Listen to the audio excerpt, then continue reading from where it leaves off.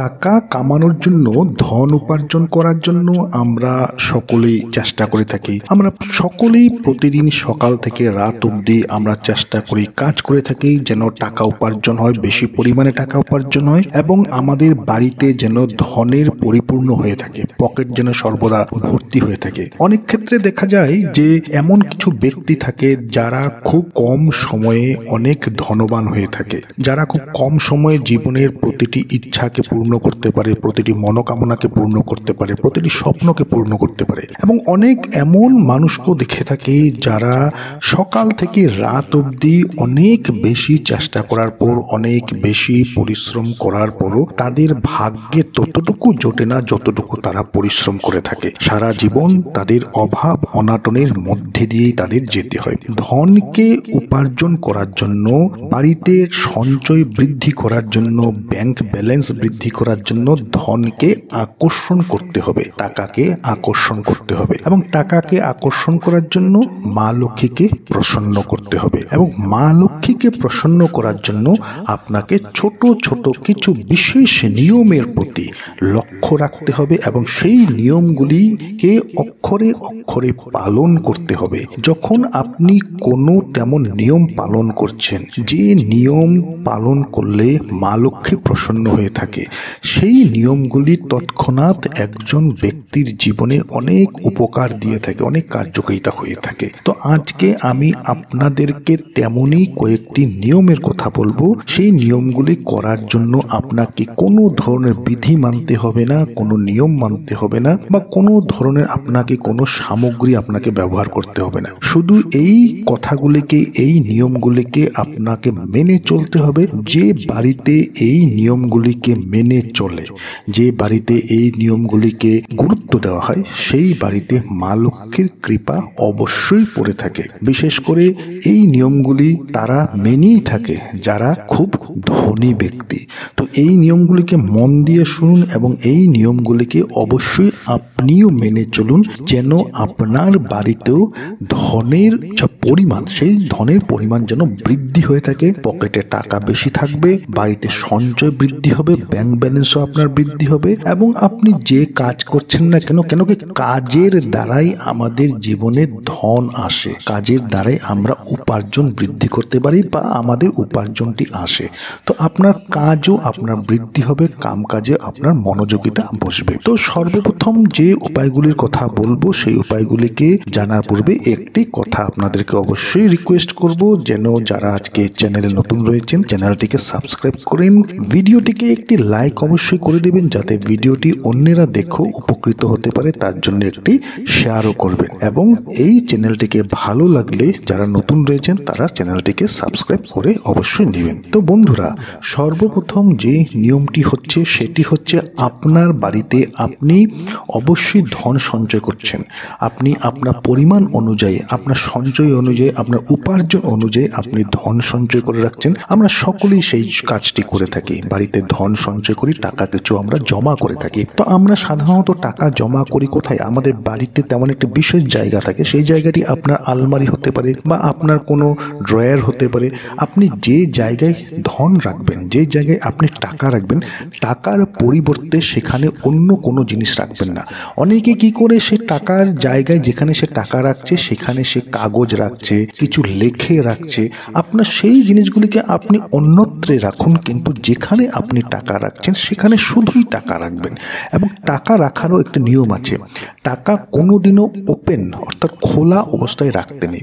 আপনি কি করবেন, আপনি যেখানে টাকা রাখছেন সেই জায়গাতে একটি আপনি লাল কাপড় বিছিয়ে নেবেন, একটি লাল কাপড় বিছিয়ে নেবেন এবং সেখানে একটি হলুদের টুকরো, শুকনো হলুদের টুকরো একটি সেখানে রেখে এবং সেখানে আপনি টাকাটি রাখুন। আপনার দেখবে ধনের পরিমাণ আপনার বৃদ্ধি অবশ্যই পাবে। কেন কি, লাল কাপড়ের উপরে এক টুকরো হলুদ রেখে যখন আপনি টাকা রাখবেন, মা লক্ষ্মীকে সম্মান জানানো হয় এবং হলুদ যেখানে আছে সেখানে শ্রী হরি বিষ্ণুর আশীর্বাদ সেখানে সর্বদা থাকবে।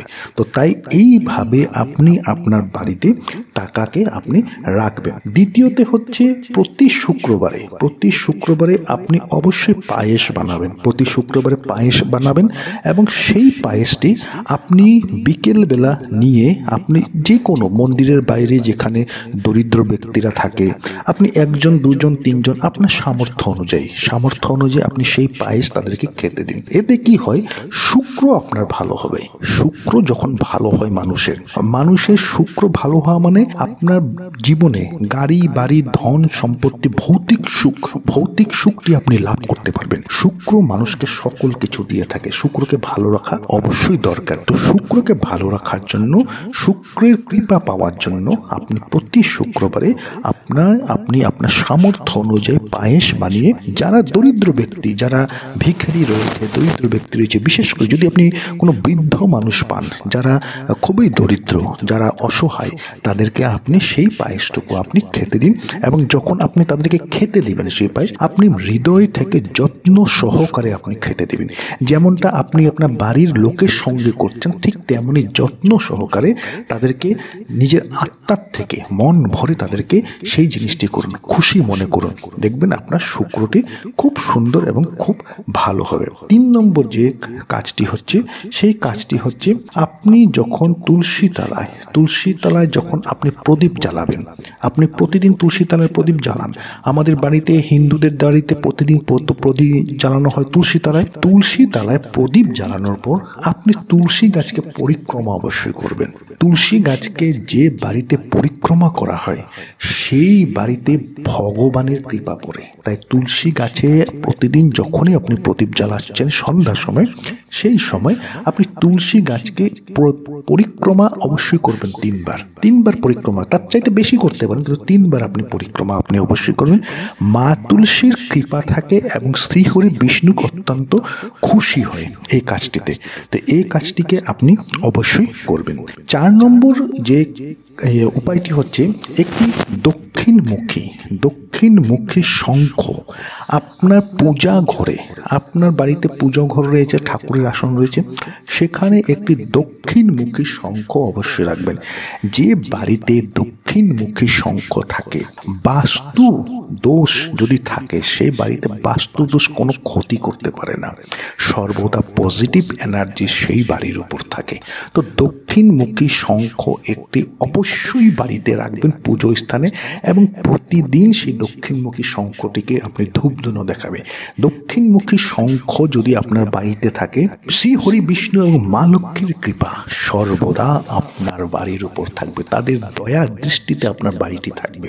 আপনার বাড়ির প্রতিদিন উন্নতি হবে, আপনার বাড়ির অবনতি কোনোদিনও হবে না। 4 নম্বর যে নিয়মটি হচ্ছে, সেই নিয়মটি হচ্ছে মা লক্ষ্মীকে একটি পদ্ম ফুলের বীজের মালা বাজারে কিনতে পাওয়া যায়। পদ্ম ফুলের বীজের মালা, এই পদ্ম ফুলের বীজের মালা একটি অর্পণ করবেন মা লক্ষ্মীকে। আপনার বাড়িতে যে লক্ষ্মীর ফটো রয়েছে, লক্ষ্মীর মূর্তি রয়েছে, সেখানেই আপনি একটু অর্পণ করুন। মা লক্ষ্মীকে একটি পদ্ম ফুলের বীজের মালা অর্পণ করুন। লক্ষ্মী পূজায় আপনারা অবশ্যই জানেন যে লক্ষ্মী পুজো যখন আমরা দেই, বাৎসরিক লক্ষ্মী পূজাতে যখন দেই, সেখানে আমাদের পদ্ম ফুলের দরকার পড়ে। পদ্ম ফুলের উপর বিরাজমান মা লক্ষ্মীকে সে পদ্ম ফুলের বীজের একটি মালা দেবেন। মা লক্ষ্মী প্রসন্ন হবে আপনার বাড়ির উপর, আপনার উপর প্রসন্ন হবে, আপনার কর্ম কাজের উপর প্রসন্ন হবে, আপনার জীবনে উন্নতি আসা শুরু হয়ে যাবে। এবং 6 নম্বর নিয়মটি হচ্ছে প্রতিদিন যখন আপনি আপনার বাড়িটিকে পরিষ্কার করবেন, বাজার থেকে, যদি সামনে নেই, বাজার থেকে গঙ্গা জল কিনে নিয়ে আসবেন। সামান্য একটু জলে গঙ্গা জল মিশিয়ে নেবেন এবং সেই জলটি প্রতিদিন বাড়িতে আপনি ছেটাবেন। গঙ্গা জল যে বাড়িতে ছেটানো হয়, মা পার্বতী এবং মহাদেবের কৃপা পড়ে সেই বাড়ির উপর। আর গঙ্গা জল নিজের মধ্যেই অনেক পবিত্র, এই কথা আমরা সকলে জানি। যেখানে গঙ্গা জল থাকে সেখানে অপবিত্র কিছুই থাকে না। যেখানে গঙ্গা জল ছেটানো হয় সেখানে অশুভ শক্তি কোনোদিনও বাস করতে পারে না, সেখানে কোনো খারাপ নেগেটিভ এনার্জি কোনোদিনও বাস করতে পারে না। আমাদের বাড়ির উন্নতির জন্য সর্বপ্রথম আমার বাড়িতে থাকা সেই নেগেটিভ শক্তি, অশুভ শক্তিগুলিকে দূর করা অত্যন্ত দরকার। দেখবেন কিছু সময় দেখা যায় যে একটি বাড়ি খুব ভালো ছিল, খুব সুসম্পন্ন ছিল, হঠাৎ করে সেই বাড়িটিতে অন্ধকার নেমে আসে। কাম কাজ, সেই বাড়িতে থাকা প্রতিজন ব্যক্তির জীবন থেকে কাম কাজ শেষ হয়ে যায়, বাড়িতে ঝগড়া বিপদ, অর্থাৎ নিমিষের মধ্যে সেই বাড়িতে এতটাই দুর্ভাগ্য চলে আসে যে বাড়িতে সকল কিছু ছিন্ন ভিন্ন হয়ে যায়। তো তাই গঙ্গা জল যে বাড়িতে ছেটাবেন সেই বাড়িতে সর্বদা পজিটিভ এনার্জি থাকে। এই কাজটিকে করুন। এবং আপনার বাড়িতে যদি কোনো খারাপ তেমন বাসন রয়েছে, থালা বাটি গ্লাস, যেগুলিকে আমাদের কোনো দরকার নেই বাড়িতে, যেগুলি ভেঙে গেছে, যেগুলি খারাপ হয়ে গেছে, নোংরা হয়ে গেছে, কিন্তু আমরা সযত্নে সেগুলিকে বাড়িতে রেখে দিই, তেমন ধরনের যদি কোনো কিছু থাকে সেই জিনিসগুলিকে আপনি বাড়ির থেকে দূর করুন, সেই জিনিসগুলিকে বাড়ির থেকে বাহির করে দিন। এবং শেষ যে কাহিনীটি বলছি, শেষ যে উপায়টির কথা বলছি, শিব মন্দিরে প্রায় আপনার সকলেই যান। শিব মন্দিরে যতবারই যাবেন, যদি আপনি প্রতি সোমবারে যাচ্ছেন, যদি আপনি মাসে একবারই যাচ্ছেন, শিব মন্দিরে যখন আপনি পুজো করছেন, মহাদেবের সেখান থেকে একটি বেলপাতা তুলে নিয়ে আপনার পকেটে রেখে দেবেন। আপনার পকেট বলতে গেলে আপনার পার্সে রেখে দিন, মহিলা পুরুষ সকলেই করতে পারেন এই কাজটি। সেই পাতাটি তুলে আপনি রেখে দিন। যদি আপনি সেই পাতা তুলতে আপনার অসুবিধা হয়, আপনি সেই মন্দিরে থাকা পুরোহিতকে বলুন একটি পাতা সেখান থেকে দিয়ে দিতে, সেটি নিয়ে আপনার কপালে ঠেকিয়ে, মাথায় ঠেকিয়ে সেই পাতাটি আপনার পার্সে রেখে দিন। মহাদেবের কৃপাতে আপনার জীবনে উন্নতি আসা শুরু হয়ে যাবে। তো এই কাজগুলি সামান্য ছোট ছোট নিয়ম কিছু রয়েছে, যে নিয়মগুলি করলে আমাদের জীবনে প্রচুর পরিমাণে উন্নতি আসা দেখা দেয়। এই ছোট ছোট নিয়মগুলি যদি মেনে চলা হয়, জীবনে উন্নতি সফলতা অবশ্যই চলে আসে, ধন সম্পত্তি বৃদ্ধি হয়, হাসি খুশি ভরা একটি বাড়ি তৈরি হয়ে যায়। তো এইভাবে নিয়মগুলিকে পালন করুন। আশা করছি ভিডিওটি আপনাদের ভালো লেগেছে। ভালো লেগে থাকলে ভিডিওটিকে লাইক করুন, শেয়ার করুন। যারা আজকে চ্যানেলে নতুন রয়েছেন, চ্যানেলটিকে সাবস্ক্রাইব অবশ্যই করুন।